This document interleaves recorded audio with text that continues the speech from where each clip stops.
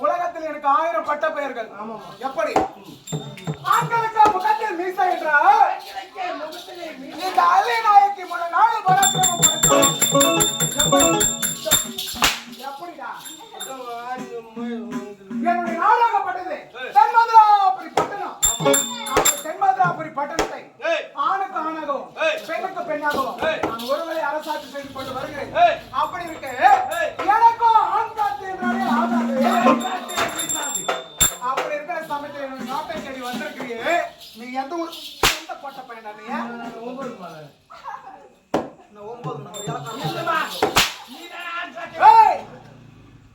ஆண் காத்து என்றாலே ஆகாது. இந்த அள்ளி நாயகிக்கு எப்படி ஆணுக்கு ஆணாகவும் பெண்ணுக்கு பெண்ணாகவும் இந்த தென்மதுராபுரி பட்டணத்தை அரசாட்சி செய்து கொண்டு வருகிறேன்.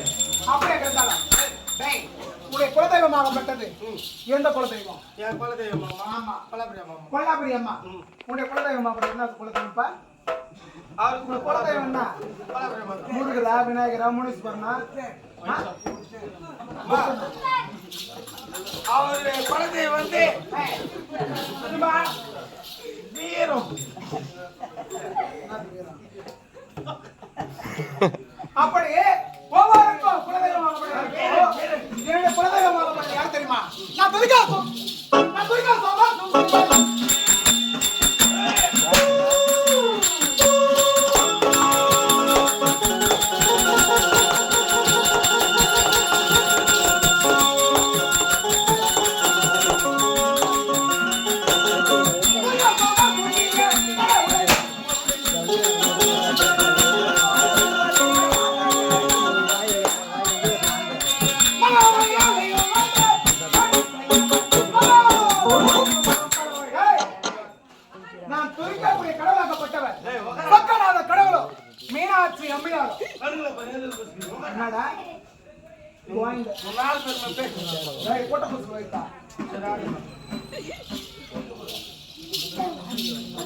அப்படி ஒவ்வொருக்கும் குலதெய்வமாகப்பட்டது இருக்கும். ஆமா, அப்படி என்னுடைய குலதெய்வமாகப்பட்டது சக்கநாத கடவுளும் மீனாட்சி அம்மையார்.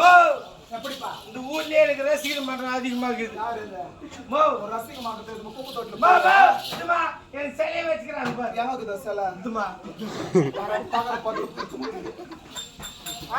அது பாரு.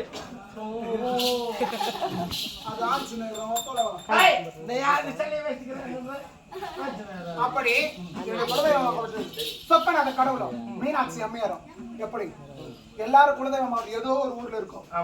இருக்குமா? அதை தேடிதான் போயிட்டு பூஜை புனஸ்காரம், பொங்கல் வழிபாடு அப்படி போன்ற பொங்கலை வைத்து சாமி கும்பிட்டு வருவாங்க. நான் எங்க போக மாட்டேன்.